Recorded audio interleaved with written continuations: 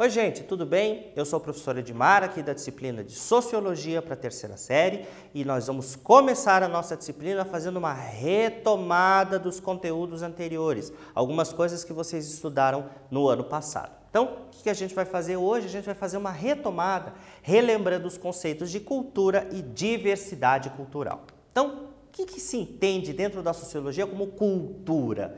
Você se lembra lá qual é o conceito de cultura que você trabalhou no segundo ano? Olha lá, é preciso compreender cultura como um conceito sociológico. Ele serve para entender o mundo social a partir dessa categoria.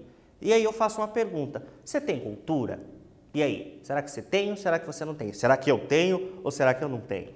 Então, o antropólogo Roberto da Mata vai responder esta questão fazendo a distinção entre cultura como conceito e cultura no nosso discurso cotidiano. A gente o tempo inteiro ouve falar assim, você tem cultura, fulano não tem cultura.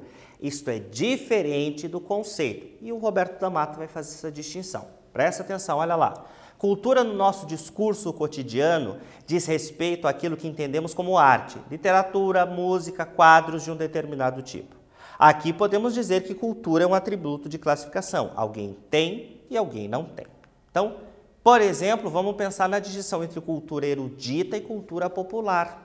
Com certeza você deve ter ouvido, o funk não é cultura. E a música clássica, aquela música de orquestra é cultura. Então, tem uma diferenciação aí entre a cultura erudita e a cultura popular. Esse é o sentido de cultura que a gente usa no nosso discurso no dia a dia. O conceito antropológico de cultura, ele é diferente disso. Então é importante marcar essa diferença. Olha lá.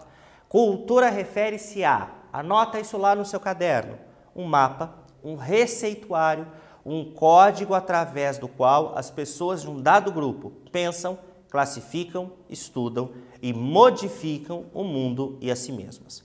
Cultura, então, é um modo de ser o que explica o que é o mundo e quem somos e quem são os outros nele. Então, o conceito antropológico de cultura vai explicar para a gente o que é o mundo, quem sou eu dentro do mundo e quem são os outros que participam desse mundo. Ela é um mapa, ela é um receituário que nos orienta. Então, pensemos. Se a cultura é um mapa, ela nos localiza no mundo. A gente se localiza no mundo a partir da nossa identidade. A cultura na qual estamos imersos é que nos define. Então, é a nossa cultura que explica quem somos nós, nos dá a nossa identidade. Explica quem sou eu, explica quem é você, explica quem são as outras pessoas. Olha lá, que aspectos da cultura promovem a nossa identidade? Por exemplo, a separação entre quem pertence a esse mundo, os vivos, e os que não pertencem mais a ele, os mortos. A gente tem uma distinção entre quem está vivo e quem não está. Isso faz parte da nossa cultura. A nossa cultura diz que quem está vivo apresenta lá os seus sinais vitais. A partir do momento que esta pessoa não apresenta mais os seus sinais vitais, ela está num outro mundo, que é o mundo dos mortos. Vamos pensar, por exemplo, nas distinções que a nossa cultura faz entre o gênero masculino e feminino. A cultura cria, a cultura informa, a cultura diz. Ela é esse mapa, esse receituário. Então, um quiz já para você ver se está prestando atenção. Olha lá, cultura é um conceito antropológico que define a nossa identidade, ou seja, quem somos em relação ao mundo. Marca a letra A se a afirmativa é verdadeira, B se a afirmativa é falsa. Um tempinho lá para você pensar e marcar a alternativa.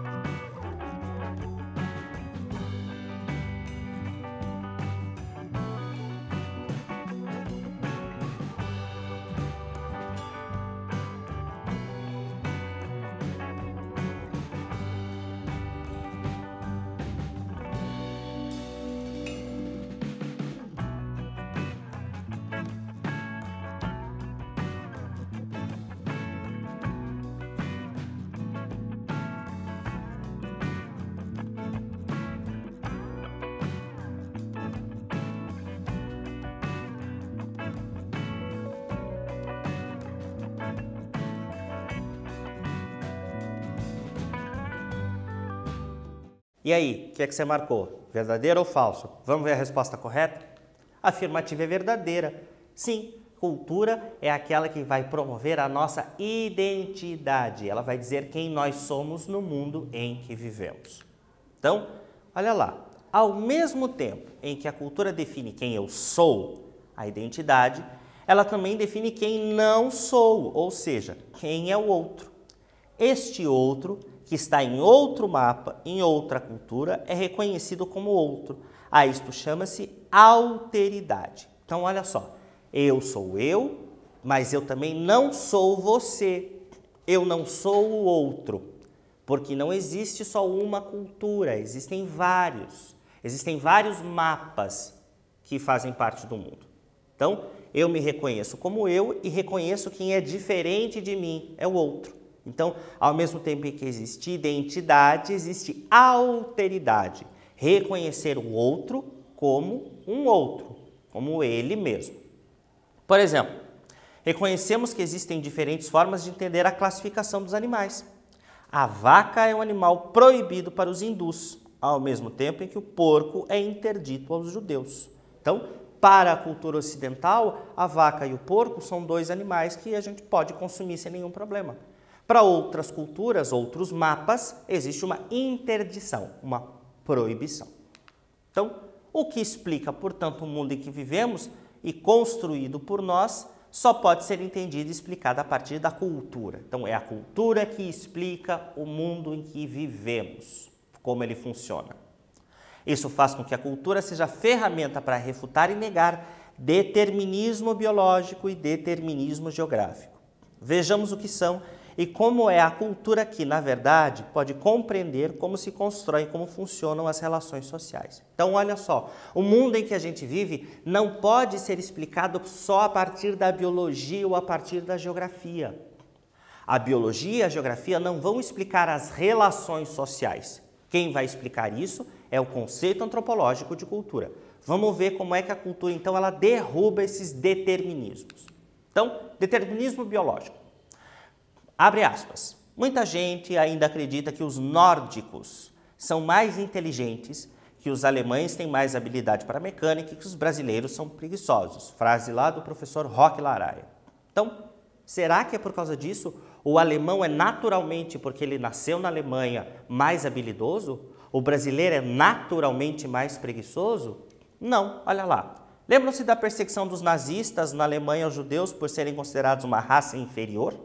Então, o fato de uma pessoa ser nascida em um lugar não explica seu comportamento ou seu caráter. Não tem correlação entre genética e comportamentos culturais. Então, olha só, cultura e genética são duas coisas diferentes. Não é porque uma pessoa nasceu em um lugar que ela automaticamente terá alguns traços de comportamento.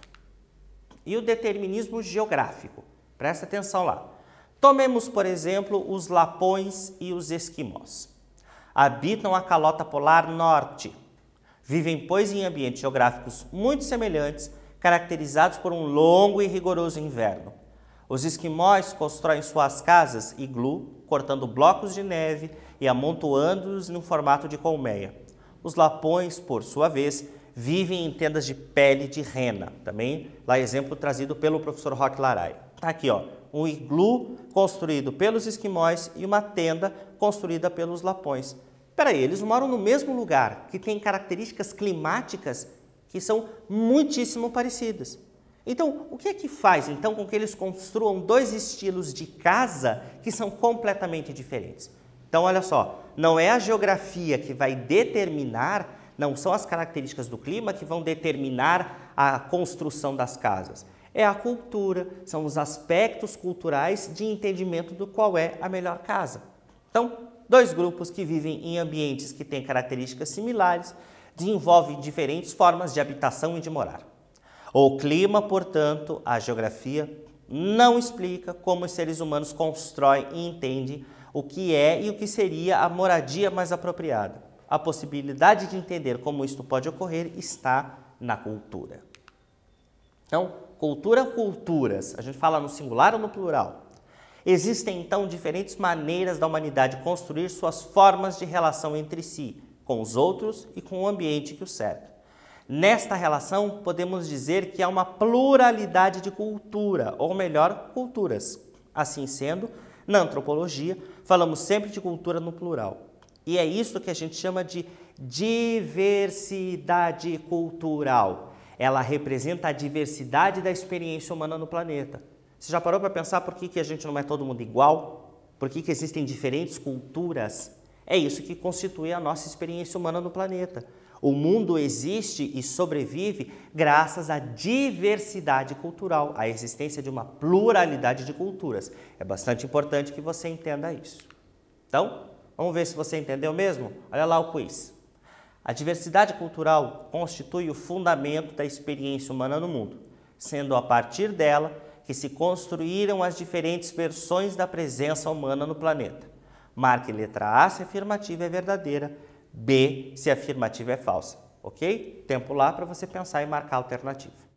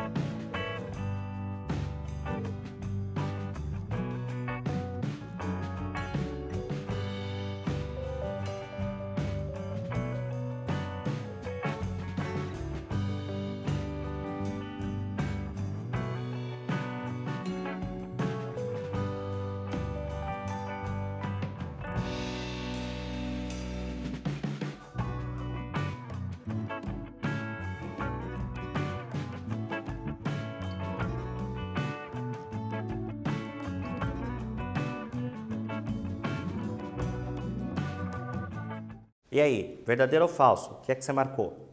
Então, a afirmativa é verdadeira. Sim, a diversidade cultural é que constitui o fundamento da experiência humana no mundo. Nós temos um mundo de pessoas muito diferentes graças à diversidade cultural. Então, uma das formas de compreender essa diversidade cultural é colocar as culturas em ordem de importância, na qual uma estaria certa e outras não, outras erradas. Ou ainda na visão incorreta de que alguma cultura seria superior às outras. A este fenômeno chamamos etnocentrismo. Então, etnocentrismo é o quê? É considerar que a minha cultura é certa, correta e a única possível e as outras culturas são erradas, incorretas ou no limite de que elas não devem existir. Vamos ver alguns exemplos disso. Trecho escrito pelo viajante Pero de Magalhães Gândavo sobre os ameríndios em 1576, um dos viajantes que esteve aqui pelas terras do Brasil e escreveu sobre os povos nativos. Olha lá. A língua de que usam toda pela costa é uma, carece de 3 letras, convém a saber. Não se acha ela nem F, nem L e nem R.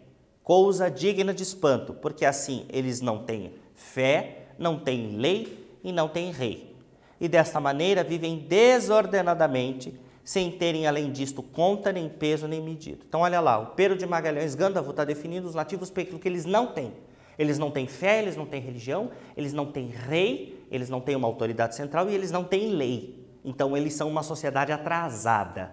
Não são uma sociedade como a nossa, Pero de Magalhães Gândavo falando, dos europeus. Então essa é uma postura etnocêntrica. Você não pode usar a regra da sua cultura para enxergar e analisar uma cultura outra, que tem uma outra lógica de funcionamento. Então, a postura contrária ao etnocentrismo, a gente vai ver agora que se chama relativismo cultural. O que ela implica? Em considerar cada cultura em sua lógica própria. Não há culturas superiores nem inferiores, apenas diferentes nas relações que constroem. Isso chama-se relativismo cultural. Anota isso lá no seu caderno, é um conceito super importante. Compreender que cada cultura tem uma lógica própria de funcionamento e explicação do mundo. Então, olha só, o etnocentrismo, então, vai considerar que existe uma cultura correta e as outras culturas são erradas, são incorretas. O relativismo cultural vai dizer, não existem culturas certas ou culturas erradas. Existem culturas, ponto. Cada cultura dentro dela é que vai ter uma lógica de explicar o mundo, ok? É muito importante que você consiga fazer essa distinção. Olha só, a própria classificação do mundo diz respeito à cultura. A cultura nos diz o que o mundo é e como é que ele está separado. O antropólogo Claude Lévi-Strauss dirá que o mundo é primeiro conhecido e depois classificado, de formas distintas por diferentes povos e culturas. O mundo não é entendido e classificado da mesma maneira. Ele é entendido e classificado de maneiras diferentes por diferentes culturas. Muito importante. Então, a atividade modelo Enem. Olha lá, vamos ver se você conseguiu entender direitinho. Quanto ao choque de civilizações, é bom lembrar a carta de uma menina americana de 7 anos, cujo pai era piloto na guerra do Afeganistão. Ela escreveu que, embora amasse muito seu pai, estava pronta a deixá-lo a morrer, a sacrificá-lo por seu país. Quando o presidente Bush citou suas palavras, elas foram entendidas como manifestação normal de patriotismo americano.